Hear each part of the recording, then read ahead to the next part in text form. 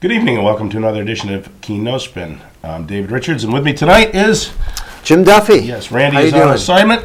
Yeah, and I'm off the street, ready to go. The chairman of the MSFI committee has graciously agreed to join us this evening. Typically we stick to city issues, but tonight we're going to move to a little bit more national. We'll do some state stuff, and the reason really being is that we had no committee meetings because of the holiday. None. Well, there's really nothing going on city council at the moment. We are about to get a bunch of things. Of course. Next week's show will be very lively. Yes, yeah. but we promise. Yeah, but until, people don't put in requests typically at Thanksgiving and Christmas, so council kind of goes into sleep mode for a few weeks. So I wanted to hit some of the national stuff and state stuff that we usually don't have time to do. The state elections, national elections, we haven't had a chance to talk about them on the show.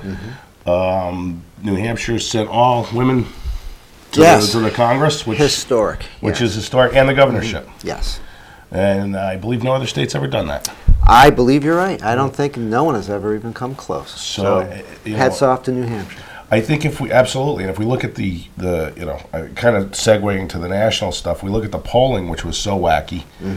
And really, it turned out to be kind of a landslide here. Yeah, and I'm glad you mentioned that because I'm done tuning in with presidential elections. I really thought it'd be a close race. It wasn't even close. Upwards of 5 million votes the president received over Romney in the popular vote, and it was an electoral landslide. It was obvious before 11 p.m. that it was going huge. Romney was going down. Yeah, and I really thought it was close. Looking at all the polling. Well, I'm going to do this. I feel duped. I'm going to do this because I didn't feel it was close. As a matter of fact, I want to wager that it wasn't going to be close. Well, I looked at Intrade. Intrade had Obama winning big. Yeah, and Nate Silver. But also had Obama losing Florida big, which did not happen. Not even close. But Nate Silver had it all right. Yes, he did. And I'm going to start paying more attention to him. Yeah, Joe Scarborough really had to eat it on that one. But if you go to the Huffington Post during the election. You could look at any state and they'd give you, months worth of polling from everybody there was. And Obama was in the lead in all the swing states pretty consistently throughout the whole election. That is true. Except for who? Gallup and Rasmussen, who are scratching their heads now. Yeah.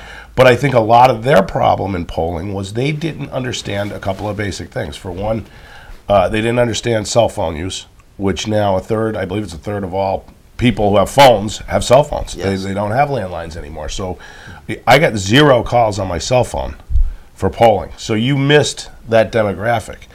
And in missing that one, that was the young vote. And that's going to skew to Obama. So they really missed that. Yeah. And Obama's get out the vote and new voter registration in the swing states was a masterful operation, and nobody really saw it. And as a matter of fact, they gave interviews on it. And they said to the interviewers, you can't talk about it till after the election. Yeah. And as it turns out, they were getting and recruiting voters everywhere. And it was all under the radar. Nobody knew what they were doing. So even though the polls had Obama winning in all these states, or really close, he was really, and they knew he was ahead a couple of points. And so it's the way of the world with Twitter and the internet and cell phones that, you cannot run the smoke-filled rooms of bygone eras and win elections. You have to reach out. Or wedge issues. I don't think wedge issues, especially in this election, the way things are, were very effective. And the Republicans did not reach across the aisle at all. No, and they're still struggling too. And I do want to get to that. But let's well, I do. I absolutely do, because I was watching Joe Scarborough this morning, and he's out there saying, well, I guess we'll get to it. He's out there saying that President Obama doesn't invite congressmen over and schmooze them at Camp David and all that. He probably doesn't, but literally on Inauguration Day, Mitch McConnell comes out, House Minority Speaker, and says our job is to make him a one-term president. I mean, the Congress, the House of Representatives, they did everything they could to make sure nothing he wanted was passed. And that's never been done before. You look at Clinton with Gingrich. Yeah. They fought it out, but then they passed things. You look at, George Bush, even George Bush with the Democrats passed things. Yes. And then you go back to Ronald Reagan with Tip O'Neill, and, they sat down in a room and figured things out. Exactly. And nobody came out on any of those presidents, and the first words out of their mouth was, my job's to get this guy fired. No. So who's really poisoned the well here? Okay, and it's not all of the Republicans. Follow the money. It's the 100 Republicans that who are billionaires. Who, or who get money from billionaires who think we should get rid of Medicaid and get rid of Social Security, and they have, by the way, thought that since the day they were invented. Exactly. So, you know, let's not kid ourselves on that. But so they do pass. Well, first of all, so he wins almost every. He only lost 2 swing states that he didn't win the first time around. North Carolina and Indiana. Which Indiana is not really a swing state. I mean, you got to believe he won that the first time around just because of the financial collapse that was going on at the time. So that one to me doesn't really count. I would never have thought he had a chance of winning twice. The Democrat hasn't won it, I think, in 44 years before 2008. So not much of a swing state. And the same thing with North Carolina. A little different, though. That could become a swing state. Yes. But still, again, that had not been won for, I want to say it's 44 years since that was won by a Democrat. So, you know, true swing states, let's look at what they are now. Virginia. Yeah. That was a, you know, southern state, and it's really, you know, 2 elections in a row and healthy margins both times. That's not, you know, that's going to be a swing state going forward, and that's going to be a critical one. And if the Republicans don't stop attacking immigrants, they're saying Texas could be a swing state by 2020. And certainly the Southwest, which Democrats typically didn't win with the exception of California. Now we win Colorado twice, New Mexico twice, and Arizona. I want to say it was 12 years ago, Democrats lost by 30%. This time we lost by 10. So these demographics are all changing, and if they keep vilifying immigrants, there's not going to be enough electoral votes for them left over with aging white people to win elections. I mean, it's just demographics. And they don't reach out to the young, and they don't get involved in... Exactly. And I was pleasantly surprised we had a fair turnout with the young. I thought that would be a lot lower because I was paying attention to what was being told. It was 1% higher, I think, this time than 4 years ago, which is amazing. Amazing. Well, wedge issues, you know, it's funny you bring that up because, you know, look at how the year went. And, you know, I don't think Mitt Romney's a bad man. You know, I don't think he's like an evil person. You know, I think he was just completely out of touch. And I think that party had to send him so far to the right to win the primaries that he couldn't get back out of it. And I really question whether he believes all that far-right stuff, but he got himself in a box with it. And, you know, and I hate to say it, but Obama pulled the George Bush 2004 game plan out. You know, we're going to start telling you who Mitt Romney is 1 minute after the primaries are done all through the summer. And he did nothing to fight that. And I was fuming at John Kerry doing nothing to fight it. You would think he would have learned from that, and he didn't. You know, so what do you think, Jim? I think Romney, personally, is ambivalent about being president, and I think that showed. I think it was his father's dream. It really wasn't Mitt Romney's dream, and that, I think, had a big part of it. I also, looking at his record as governor of Massachusetts, he was led by the nose to what was called Romney Care. He was led by the nose, and what's really, I mean, I wonder what, you know, his comments in the debate about, you know, I support women, fighters of women, make sure they can get home and cook dinner in time. Sorry, out of touch. I don't think he really had his finger on the pulse of the electorate. That's obvious. Say what you want about our president. I think when you look at this man, he was practically a street urchin in Indonesia. I don't know if you saw that documentary juxtaposing on Frontline, Romney's and Obama's, and look where this man is now. He understands who we are and where we're going, and you can't teach that. You know, there was a thing on the Daily Show there with Jon Stewart. He's like talking about houses they grew up in, and he said, "This is the house Obama grew up in," and they show a picture of it. It's one window, one bedroom, and this is the house Mitt Romney grew up in. And it's you know, it's not the palatial mansion he has with the car elevator today, but a beautiful house in an affluent neighborhood. So when you look at where did these guys come from, well, people like Obama come from hunger. Okay, and then, you know, it's, you know, not that my father's the same thing, but he grew up in the Depression. He put himself through college. My parents. People who come through that seem to come through it with, you know, a head of steam and a freight train mentality. And, you know, and look, there's nothing wrong with being wealthy. But when you're wealthy to the point of you really don't know how somebody who works in a factory lives. No. And that's really, at the end of the day, when you look at Mitt Romney, he had no connection with anybody who gets a paycheck every week. Just does not understand that. And you have to be able to communicate at least the idea to people. And he failed. But you look back, the first George Bush, which, you know, look, I didn't agree with him on everything. I voted for him, though, but I thought he was an honorable guy. I still think he's an honorable guy. Right, but now where did he come from? He came from money. Yeah. Okay, he also was a combat pilot.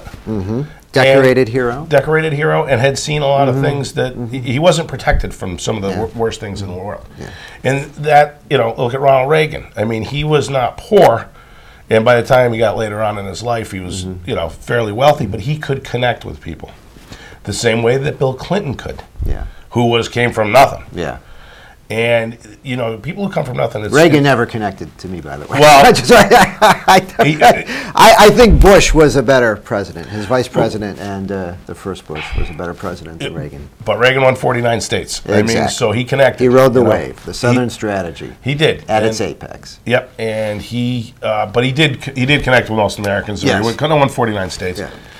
But he also worked with Congress. He did. He had to. It was a different era.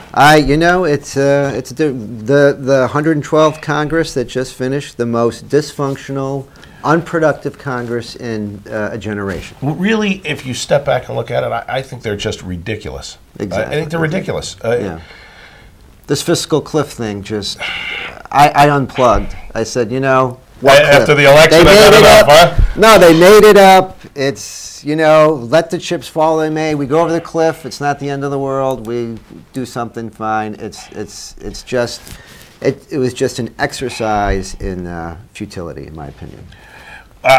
This whole thing, waiting to the last minute like this. Well, but it was instructive, I think, because I think it shows more so than ever. And I hope people realize this and come out to vote in the midterms, because what happens is, in the midterms, the extremes on both sides, extreme liberals and extreme conservatives, they're the ones who come out and set the table in the midterms. We have to get over that. We have to have really high turnout in the midterms if we're going to even have a chance to have a functional legislative body in Washington. It was just ridiculous to see all that. It just unbelievable. Couldn't get it done. I understand the nature of, you know, the kabuki theater that they have to dance through, right? Well, it's obvious who they're working for. They're working for money, right? The whole lot of them, and that's really up to us to change. It's not up, you know. Well, I've said that many times. Because they're not going to change. You have to. You got to get the money out of politics, and you'd solve a lot of these problems. problems. A lot more of it out of politics. If you. And the time frame, too. I think that damages them greatly, because you're running for president for 2 years. Congress, if you're in the House of Representatives, you're permanently running. You're always running. In Senate, you really can work for 4 years, and then 2 years you're raising money, and that's all you're doing. That's all you're spending your time doing. You know, my thought was, and people always jump on me for this one, is federally funded national, you know, the national elections. I think it's a great idea. Most civilized countries do that. And they do it for a real good reason, and that is, for one, it costs a lot less. Yes. And people think, oh, well, we're going to pay for elections. But you're paying for those elections now. If you're a union member, if you're a member of, you know, the Lawyers Associate, you're paying for Democrats. If you're oil and have high blood pressure, it starts 5 years in advance. You know? If you're you know, big oil, if you fill your tank with gasoline, if you know, then you're a Republican and you're paying for that at the pumps, because they use that money to fund political campaigns. So you're spending. How much this year? $2 billion just on the presidential. That doesn't count the billions more spent on all the other races. And what do you really get out of that money? You get a lot of negative ads for months and months and months. You do get, I think, some of the good work out of it, which is knocking on doors and meeting people and organizing. Okay. But you get all that bad with it, spending all that money. And the only people who win on that one are the TV stations in the right markets, right? If you're in Cleveland, you're very happy about it. My relatives are in New York State, most of my family, and they were exposed to none of what we had to look at here. Yeah, New York's a foregone conclusion. Nothing to see here. Move along. You do that, you shorten the window of the elections. The presidential election should not be 2 years long. It just shouldn't. No. And I'm not saying New Hampshire doesn't go first. New Hampshire could go first, but we could go first in March or April or May. Like the old days. You have 3-4 months. Every Tuesday you got primaries, and then it's decided in September. You have a set amount of debates where it's just the two guys in their, the primary debates, and then it's just the two guys in their, whatever setting you want to use. And then you decide on ideas instead of who can pump more millions and billions of dollars into the airwaves. It would save a fortune. And it would allow these guys to get to work.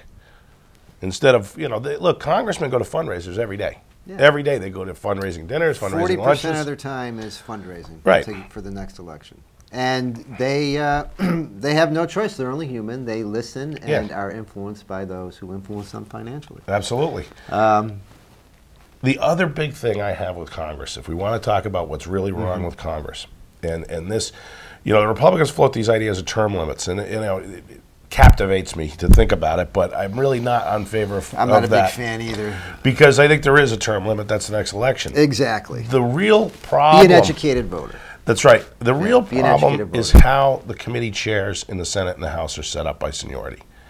That's where we really lose. Because, and I'll tell you what, I'll pick on a Democrat and I'll pick on a Republican. So you can see that it doesn't matter what party you're in. You look at Senator Byrd, West Virginia. Yep. He got, one of the FBI facilities built in West Virginia, which makes no sense whatsoever. Should have been built outside Washington where all the other ones are. And he had just, millions and millions and millions of dollars pumped into West Virginia. And you look at, and I just forgot his name, I thought of it this morning, the senator who got indicted, convicted, and then overturned in Alaska. Yes. The bridge to nowhere. It wasn't Simpson. It wasn't Simpson. It'll come to me. But he was building the bridge to nowhere. How soon we forget. Which was, I thought of it this morning. It's I'm calling it Nearheimer's, not Alzheimer's just yet. But he was going to get that bridge, $250 million bridge, to serve an island in the Aleutians that had 50 people or something on the island. You could have bought them all a yacht for that much money. Yeah. You could have bought 50 yachts for $1 million a piece. You would have saved a fortune. Now you can take the boat back and forth. But that's where Congress goes crazy. And then I didn't even know till yesterday they passed a tax break for NASCAR. Yeah, I saw that. Are you kidding me? There was a bunch of them. There for rum in Puerto Rico. Yes, this is why Congress doesn't work. Those are the trade-offs. Are you kidding me? Yeah. You get my vote if you support NASCAR? All right, well, I want some money for the NFL because I'm a football fan. Yeah. I mean, that's insanity. Yeah. That's why we got to end the earmarks. Debate everything on the floor. That's it. Just end them. Stop playing around with it. And, look, they jumped on Obama in 2008 because he got some money for a planetarium, right, in Chicago or outside Chicago. He went in. And everybody's earmark, and I can't even honestly tell you whether it was an earmark or not. Probably was, but that you can make the case. I can make the case that's for education. Yeah. Okay, that's put a planetarium in. Every planetarium, there's not a lot of them. Yeah. You get the one in Concord, and you go there during school, and it's one fourth grade class after another. Understanding stars and stuff, and they're all jumping on them for that. Okay, you can make the case. It's raise the money locally, the federal government. You can make that argument, but I don't think that's a terrible thing. Yeah. But you look at giving NASCAR millions of dollars for what? Are they losing money? Their viewership's at records. Not even close. It's a sport. I mean, and rum. They need money. Captain Morgan's rum. It's like the #1 selling rum in the country. What do they need a tax subsidy for? I just don't understand it. The way I understand it, in order to get the renewable energy tax credit extended, this is what had to happen, and that's the way it works. So, which is good money. I think. Which is really good money, and I read a great article on that about the windmills that they're putting up in the Midwest. They put them up. These farmers who are struggling get them on their property. They get a tax subsidy to build them because that, with all power, by the way, they always get a tax subsidy, whether it's nuclear, coal, or whatever. They all get a tax subsidy. Once they're built and installed, now they're clean, they're green. The farmer gets rental from it, and we got really cheap power for years to come. So that I really don't have a big problem with. Solar, I think, is where it's at. I'm excited about solar. Yes, thank you. Thank you. Thank you, Ernie. Ted Stevens was the senator. Yes, he was. So you don't have to call and write. It was Ted Stevens. Thank you very much. Good job. Thank you. That's why we have our staff of fax checkers. in the back making sure. Yeah, we can't afford those little ear things. Hey, it's Ted Stevens. Ted Stevens. But, you know, but I think some of these debates are just so stupid. You know, you talk about solar. No, it's not going to work in New England yet. Okay? Oh, it can work in New England. It works in Germany, and Germany's a lot cloudier than. But it's warmer. But yeah, before we go there, and we can debate that in a second. But let's go to out west. Yeah. And I can't remember whether it's the state or whether it's just counties in the state of California, but they mandated that you put solar panels on houses. Yeah. As part of the original construction, adds about $6,000 in cost to the house. You know, you think about what a house in California costs, $6,000 not very much money. You never get an electric bill, and as a matter of fact, you get a check. Yeah. From the electric company. From what you sell back to the grid. So, but if we just did that in states like California, Texas, Arizona, New Mexico, and wind farms in the Midwest where the wind's blowing all year, you could reduce so much coal, fossil fuels. You could really just reduce so much. No more of that. Why should that be a Democrat-Republican thing? Why should that just not be common sense? Well, it's who has their hands on the spigot. Okay, Big Oil gave me a lot of money, and they want an oil-fired plant. It's change. It's change. Well, it's always that. And it is well, it's going to run its course, but I think the days of fossil fuel economy are going down. More behind us than ahead of us. You know, without a doubt. You know, the argument I always make, because you have the people on the right who deny global warming or climate change. Let's say climate change because that's really what it is. And, you know, forget about that hurricane we just had that was all the way from South Carolina to the Arctic Circle. That they didn't even know what to call it. Yeah, I mean, Sandy. They call it Sandy. They call it a frame because it's part nor'easter, part hurricane, part typhoon. They don't know what it is. 1,500 miles wide is what it was. It's unprecedented, is what it is, and we're not going to see the last of storms like that, unfortunately. But even if you say it's not true. Well, that's true, which I don't believe, but you say that. Yeah. You know, every time you fill your tank, some of that money is going to terrorists. Yeah. Okay, every time you buy gasoline, and whether we get it from, you know, Nigeria or Venezuela, and really Europe gets the Middle Eastern, it doesn't matter because it's a world market. Yeah. So every time you fill your oil tank in your house, your gas tank in your car, a piece of that money is going to fund terrorism in the Middle East because they, you know, the countries that produce oil, Iran, fund these guys. So, you know, why don't you look at it from that perspective? Yeah. The sooner we get away from this. Yeah. Well, we're less dependent on Mideast oil than we have been in quite a while, but still, that oil is there and they're enriching themselves. Yeah, and we're moving further and further to get away from markets. it. Yeah. You know, countries like Brazil, completely self-sufficient on energy. And they're doing a mix of everything, and it's working for them. Ethanol. Although ethanol, I don't know. I'm not a big fan of that either. I'm not. I think we spend a lot of money to make. I think hydrogen fuel cells. That's the way to go. Yes. Batteries, advanced battery technology. Yeah. I'm really not a fan of ethanol at all because the government has to spend billions to keep it at the same price as gas. We have not figured a way to make it. Plus, food to make it competitively, food. And we need and you drive up the price of corn, which most of the world survives on. Yeah. So I think it's a failure. It's been a failure. It's a noble experiment. We got to try things to see what'll work. You know what I'm a fan of? Hemp. Hemp. It's biofuels. It's not, well, it's a weed. It's not a drug. And, you know, one of the things, I mean, the fact that so many states as well are decriminalizing or legalizing medical marijuana, I think is a good sign for hemp because there's this negative stigma. I mean, hemp is considered marijuana, and it's not even close. But an acre of hemp can produce as much fiber for paper as 10 acres of lumber. See, I didn't know that. That's biofuels. Well, let's get back to George Bush Sr., war hero, got shot down, jumped out of the plane with a parachute. That parachute was made with hemp. He wouldn't be here today because during the war effort, they said, well, hemp is okay for now because we need to supply the war effort. Right. So his parachute was made out of hemp. That's funny. I didn't know that. 98% of the eradication that the DEA does that they call marijuana is ragweed, ditchweed. It's hemp. They pull out, they find it, tonnage. They get a percentage of their budgets on the tonnage they bring in every year. It's a racket, and I'm hoping that in this state that we can start talking a little more intelligently about that. It's clean, fiber, it's got medicinal, I mean, and it is not a drug. You don't get high smoking it. So I didn't know that, but I'm glad to be educated. That does seem to make a lot of sense. But I think at the end of the day, we're actually getting away from paper. Yes. In another 20 years, it'll all be screens. Yeah. So we'll use it for biodiesel. Yep. But I don't even want to go there, though. I want to get away from it. Well, let's get battery and solar technology going. Let's get, it's kind of look what happened. Gas prices hit $4 a gallon. All of a sudden, Priuses are coming off the shelf, and nobody's selling pickup trucks. Yeah.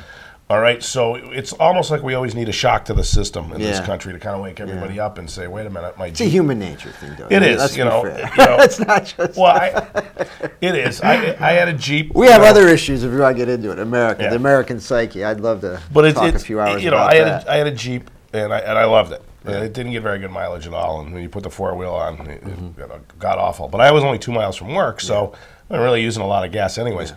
Well, now I travel more, and I traded it for a Civic. I mean, I had to. I couldn't drive a Jeep that gets 15 miles to the gallon. And hybrids are not just small cars now. You can get an SUV. Well, but my Honda's not even a hybrid, and it gets, like, on a good day when all the conditions are right, I get 39 miles to the gallon on the interstates. I mean, that's not bad. That's another good thing, extending the corporate average fuel efficiency standards. Finally. I mean, should have been done 35 years ago. Well, because they had the technology. Carter was on. They were making the cars. Yeah, they had them. They were mothballed because when Reagan came in, he gutted that. And did you know between the time Reagan came in and changed it around 1984 is when he was able to roll those back, and then you had the SUV loophole where we had gas guzzlers galore. Between that time and the start of the Persian Gulf War, Operation Desert Storm in 1991, I read an author, a great author, I think, Paul Hawkins. He wrote a book called The Ecology of Commerce. He said in that 6-7 year period, if what Carter had and the EPA had imagined, raising the mileage every year, by the time that war came around, we would be saving more oil than we were importing. That's how close we were to really and let's, Nixon, Johnson to a lesser degree, everybody's been talking about energy efficiency savings. Yeah. There was a clear path to really, but other people had other ideas. Yeah. Well, no, we got the 80s. They get, my youthful, decade where, greed was great. And, a reaction to, as president, kind of the malaise of the 70s that, we came out of the 70s not real happy for a lot of reasons, really. I mean, between Vietnam and the oil crises and the hostage take, I mean, it was not a happy decade. No. And Reagan came in saying, hey, it's good morning in America. I mean, everybody was looking to say, get me out of this mess. Yeah. And he did some good. The oil embargo. He did a lot of things. It was tough. I remember that. I worked at a gas station in high school. Yeah, he did some things that really, like you say, had some long-term, damaging things. I mean, deregulating the financial industry, I think, was his worst. But I don't know that you blame Reagan as much as you blame. I'm sorry to say it, if you're being honest, Bill Clinton and George Bush. Clinton pushed it through. He pushed it through right at the end of his term, and then George W. Bush ran with it right away. Yeah. And they took out all the stuff that was straight from 1929, that was straight from, the Sarbanes-Oxley, and the things that really protected. Glass-Steagall. Yeah, Glass-Steagall, that's it. That really, did not let, banks. You look what they did, where they got into the stock market like they did in 1929. Yeah. And they're telling, buy this stock while I'm selling it. I mean, it was as disgusting a thing as you can imagine. Yeah. But they deregulated all that stuff, and they crushed the economy. And I want to point something out where people say, it's Fannie Mae and Freddie Mac because they gave mortgages that were no good. They didn't give those mortgages. No. You had mortgage brokers. Convenient scapegoat in the. Absolutely, who would come in and they would give these bad mortgages out, and then they'd bundle them up and say, here's a whole bundle of good mortgages I want to sell to you. Yeah. And they get millions of them. So to their discredit, they didn't actually look through the fine print and say, wait a minute, these people can't afford this. This is not a AAA rating. No. And that's what crushed the economy. But the mortgage brokers who were doing it, they got paid up front. Oh, yeah. So they got their money right away, and now they're gone, and they're off the hook. And, and that's really what drove the whole housing bubble and collapse. And it was all the regulations you took out. When you bought a house, you were supposed to have this much down, this much of a credit rating, and, you had to jump through some hoops to get that money lent to you, and they just turned those switches all off and said anybody can buy a house, even if you can't afford it. And that's really what did that in. Yeah. Well, our first house, we're owning our second house now, it was very, I just remember how stringent it was and how everything had to be in place. Everything came to a screeching halt because my wife's owed $3.97 because of an accounting thing on her student loan. She didn't even know it. The school or the lending, and so we had a FedEx. We had to spend $20 to get something sent to us right away, so we would be all good. Well, it's funny because you say that. My first house, which I bought is either 2000 or 2001 after these rules have been relaxed. Well, my wife and I went in. Now we had good credit, but we went in and the amount they said we could borrow, because we went in and got like pre-tested, so we could go out and look at the waters and see what we can get for a house. The amount they said we could borrow, this is 12 years ago. I couldn't borrow that much today and pay it, and with 12 years of maturity and a few pay raises behind me, I couldn't pay that mortgage today. And I looked at that number and I'm like, what does that average up to a month for mortgage and taxes? I'm like, oh, we could do it. We'd have one broken down car and be eating macaroni and cheese every night. And I'm looking at it, I'm like, how can they say ketchup and water, spaghetti sauce? Yeah, how can they say, looking at my pay and my wife's pay, that we could afford this mortgage? There's no way we could do it without being, that would be everything going into the mortgage.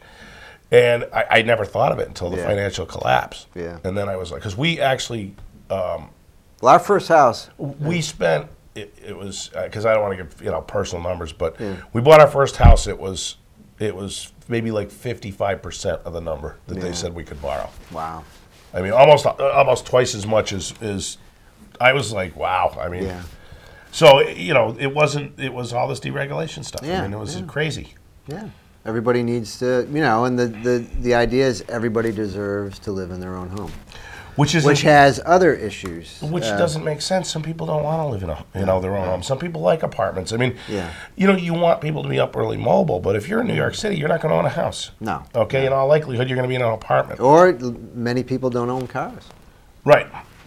No, nobody in New York, if you're smart, owns a car. I mean, it costs you as much to put it in a garage as it does to have an apartment. I mean, but where do we go? We have some natural built-in problems though, because in Europe, all the solutions in Europe don't work here, because many people in Europe, they work 3 miles from where they live, or they work 5 miles and there's a bus line. Well, we have to create infrastructure. But it's very difficult. How many people, and I know dozens of them that either live in Keene or live in Brattleboro and drive back and forth between the two. I mean, and it's crazy hours, and it's the European mentality. They're not really open 24/7.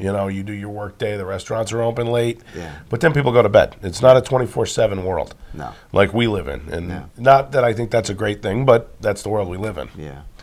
So there's some things which always bothers me when you talk about medicine, when you talk about Medicare and we're going to be like Europe. We're never going to be like Europe. Okay. They have systems in place. England's medical system is in place because of World War II. Yeah. Okay, because we're not writing checks to doctors anymore. We're feeding people. Because of Maggie Thatcher. Yeah. But we're feeding people now, and all we care about is feeding them and building weapons to fight the Germans. I mean, so they had all these kids and all these families out that got out of the cities. They got out of the cities because of the bombing, and they had to take care of them medically, and and that's what started the whole thing. And their system is just not going to be the same as ours. I'm personally disappointed that it wasn't a single payer system. I am very disappointed. And again, you talk about had Ted Kennedy not passed away from his brain cancer, we would have single payer. Yeah, we probably would, and that's filibuster proof. Based 60 on votes. Well, let's get to that in a minute, but. But yeah, we got to answer it. And what we have to decide. We have to decide in this country is medical care a privilege or a right? Okay, that's what you have to. Are you asking me? Well, no, I know you are asking. It's all right. But for all the like education, for all the the talk and the money and a responsibility, but a right as well. Yes, and we do so many things. Let's be honest, very badly. We don't do preventative care. We don't do all the things that Europe does that lowers costs later in life.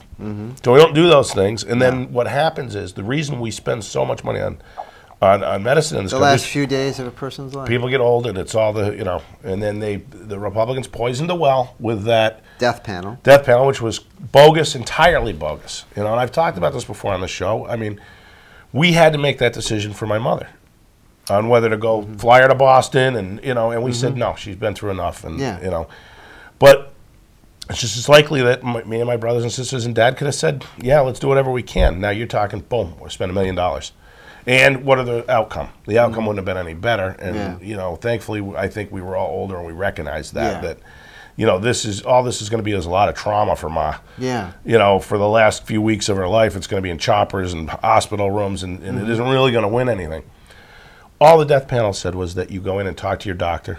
If you want those extraordinary measures, write it down. We'll make sure you get them. If you don't want it, write it down. We'll turn the machines off. It was a scare tactic. Because, for the last 20, 30 years, the idea of living wills, don't take, the right to die. Kevorkian is an extreme example on the other side. People's attitudes about that have been evolving anyways. So, but again, I consider that, another sign of that philosophy's inability to be with the times and rather behind the times. All you're talking just about, to scare just to scare. The only thing in that said was that Medicare would pay for a visit for your doctor to have this discussion. Whatever decision you came up with, not the doctor, would be followed, and they would be written down on a piece of paper. And anything that happened, here it is. This is what they said they wanted, and that's what we're going to do. I think a lot of people would say, you know what, if there's really no chance, my brain's gone, let me go.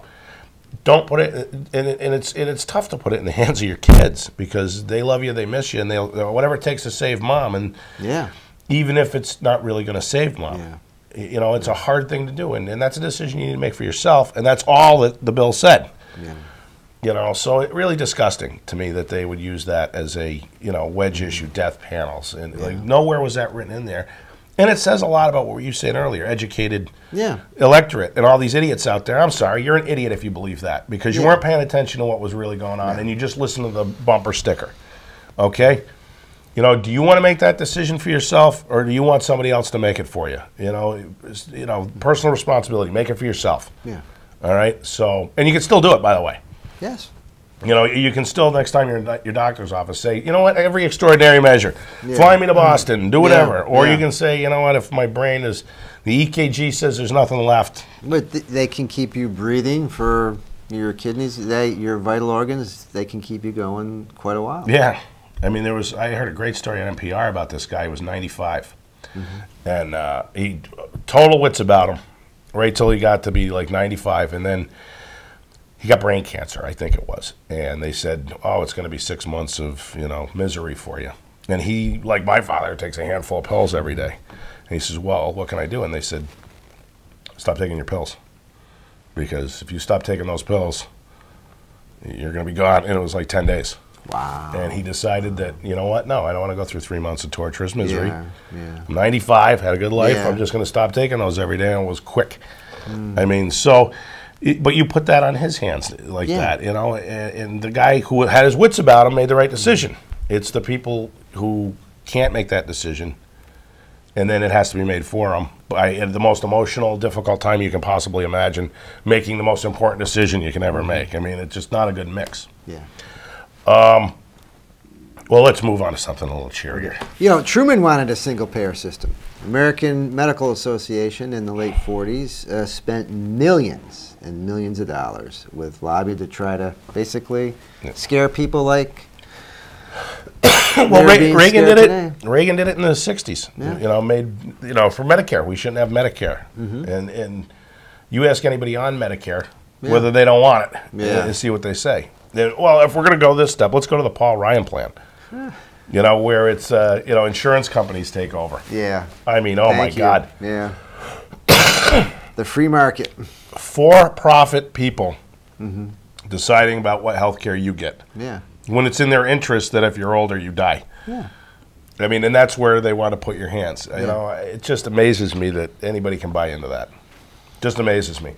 All right, now we're going to... We missed state. Well, any more about state? Yeah, well, we have a new governor, inaugurated yesterday. Yeah, I have not yet read the transcript of the speech, but I heard it was really good. I heard it was good, too. A very strong tone. She wants bipartisanship. She's not going to monkey around, and that's good enough for me. Good luck herding those cats. Exactly. There is the one other thing I always kind of hit when we talk about this stuff is military spending. Yeah. When the Republicans in Congress talk about cutting Medicare and cutting Social Security, I'm right with you. They don't ever say a word about cutting military spending. No. Why should they? Well, we spend as much as the next 20 countries behind us in military spending. We do. And I'm okay with being the most powerful nation in the world. I don't have a problem with that. But I don't think we're smart.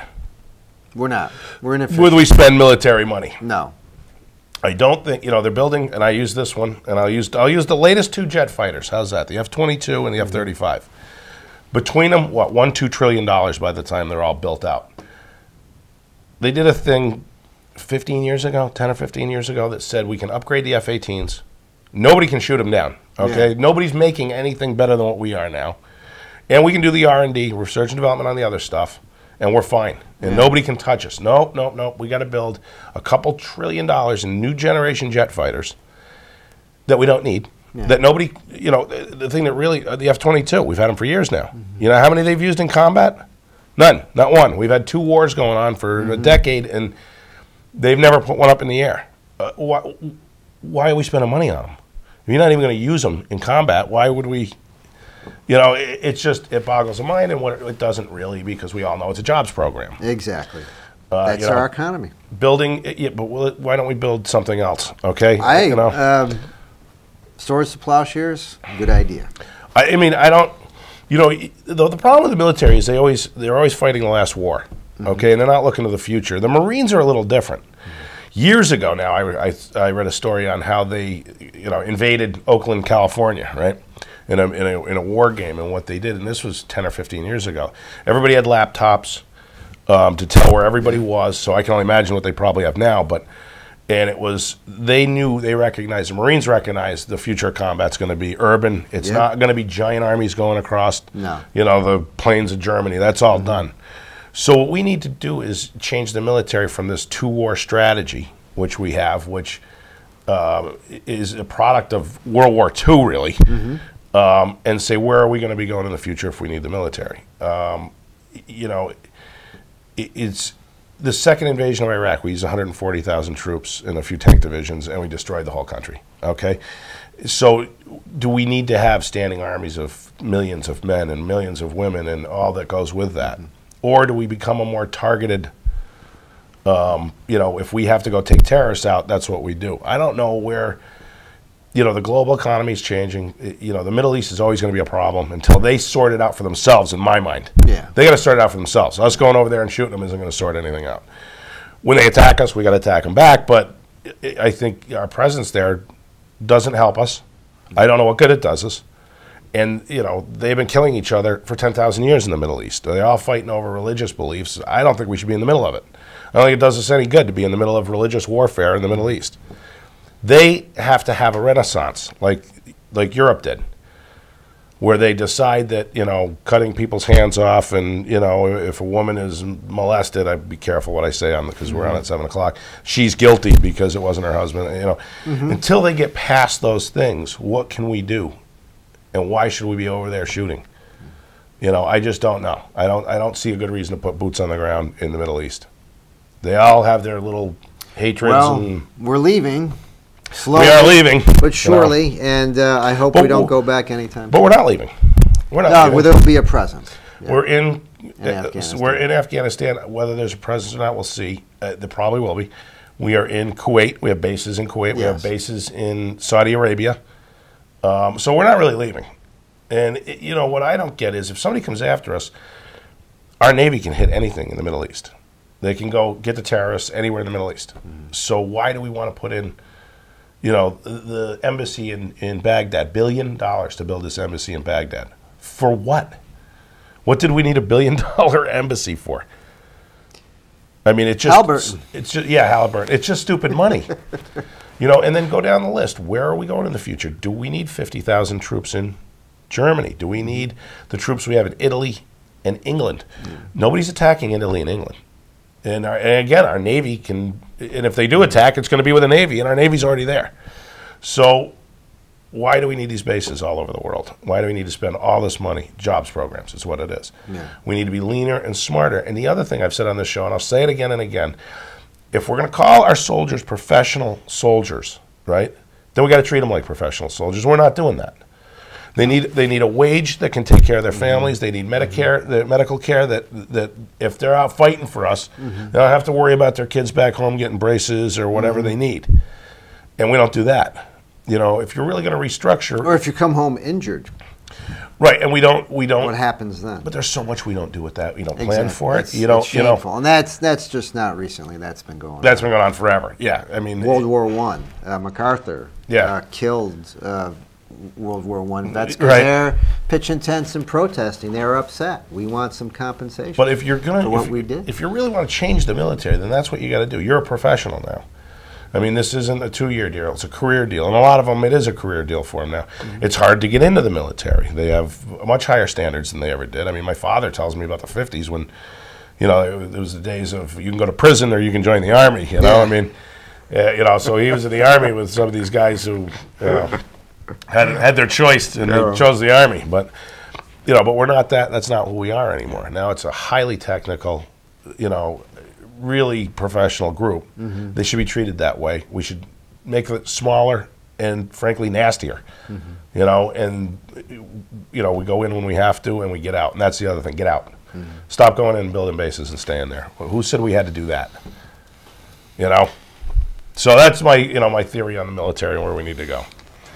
But and the one other thing I want to hit was gun regulations. Oh. So we're going to be real topical today. And what I want to get, I don't want to get on all the big magazines and all that stuff, because that'll never go through the House of Representatives. But what I think could go through really easy is if you look at every one of these mass shootings, what's the common thread? Every one of these guys who did this was crazy. Well, and some of them were diagnosed crazy. Some. Why? Well, the Gabby Giffords one was.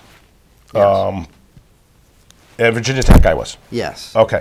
Why couldn't we simply say, and they were under psychiatric care, psychiatrists in those two cases knew they were crazy. Yeah. Why couldn't we say that if a psychiatrist... Mentally ill.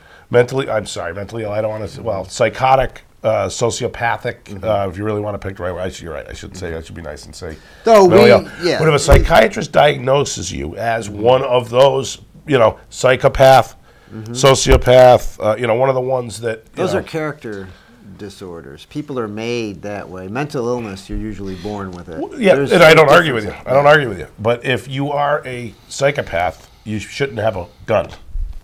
And a psychiatrist could call into that FBI number and say, you know, give them a number. I'm psychiatrist 1234. My name's... I have this patient. There's a social security number. This person should be on your do not buy guns list. Because, and it wouldn't solve everything, but is it something everybody could agree on? I think so. And the next step is that, you know, because the Virginia Tech guy bought guns legally in a gun store. The Gabby Giffords guy, I believe, bought his guns legally in a gun store. Walmart or some both diagnosed either schizophrenic or psychopathic.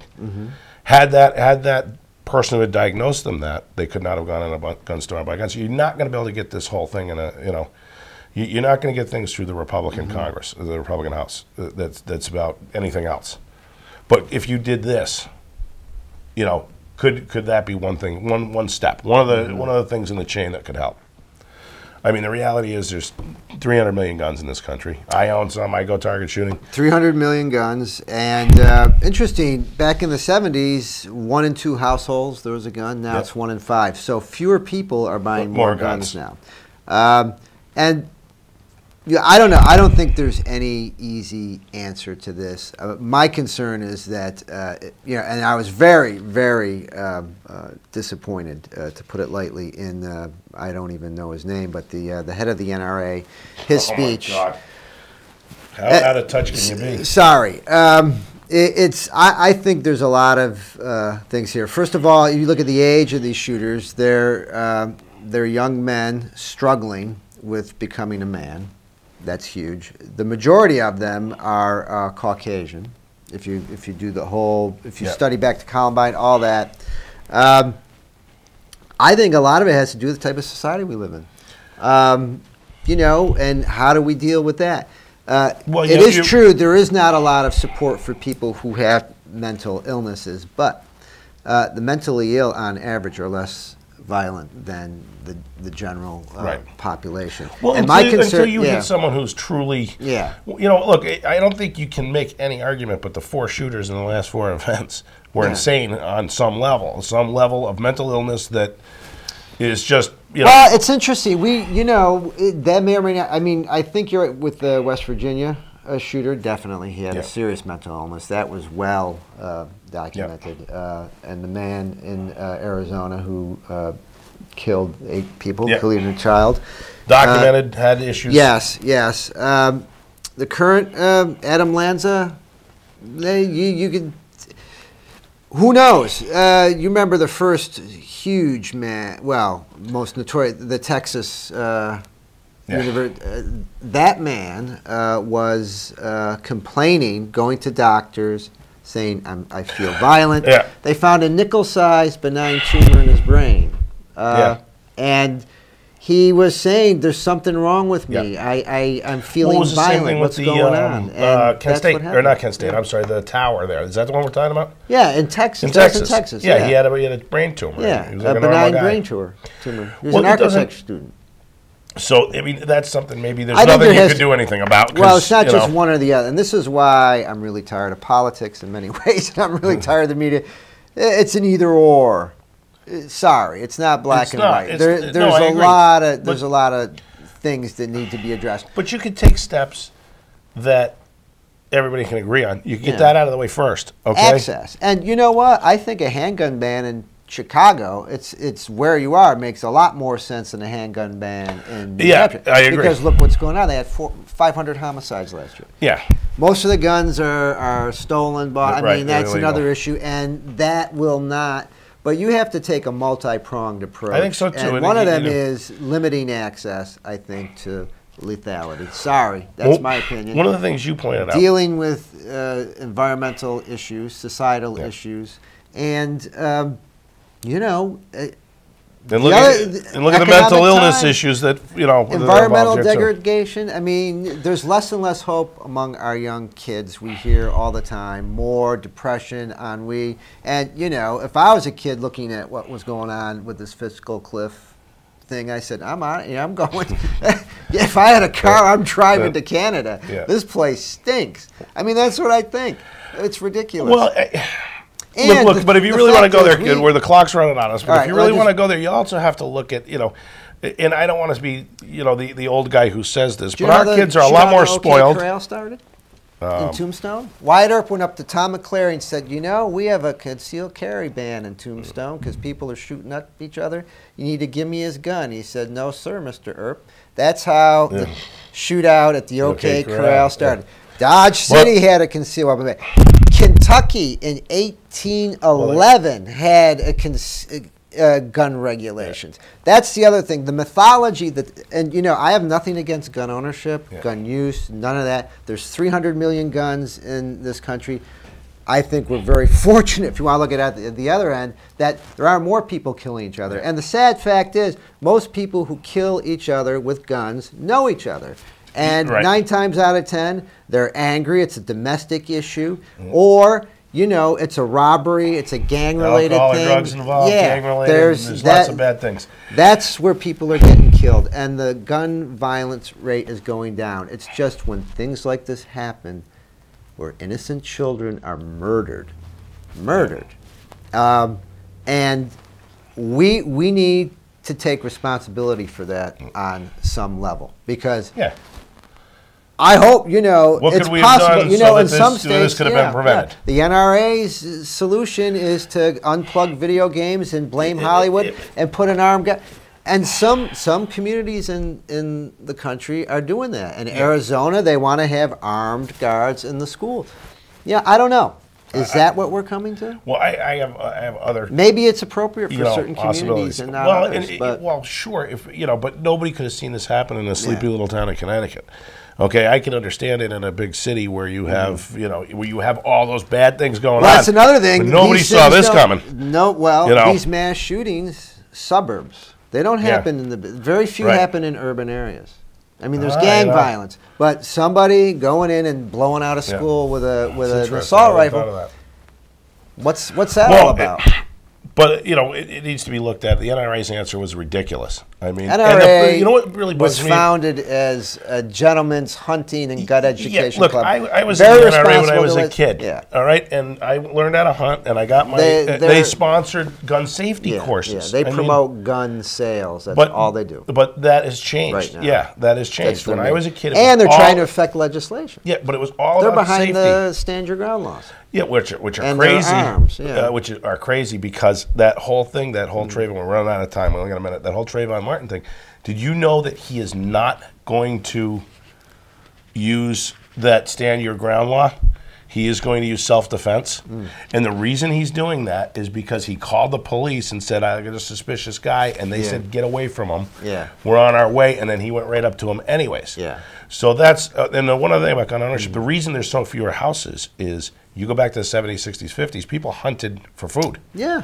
I mean, and they still do, but in a much larger number. And there weren't as many suburbs where there used to be happy hunting grounds. So now it's Westchester County. I lived in that area for a while. It's crazy that you couldn't. You're allowed to shoot deer limited times a year with bow. There's no hunting because you miss the deer, you're going to kill somebody. You're going to hit a house, And it's not as necessary anymore to feed your family to be a hunter. Yeah. But I wanted to say Happy New Year and finish on a happier note. But it was a lively debate. Well, we could have talked about the debt ceiling. But there were some big issues. There's big issues coming up, and we're going to be there. I want to thank Jim for filling in at the last minute. So I know I can call you anytime at the last minute, and you will make it. No, that's not. Randy will be back next week, but I will be traveling, and I will be on assignment. So thanks for watching. Goodbye from Keene No Spin.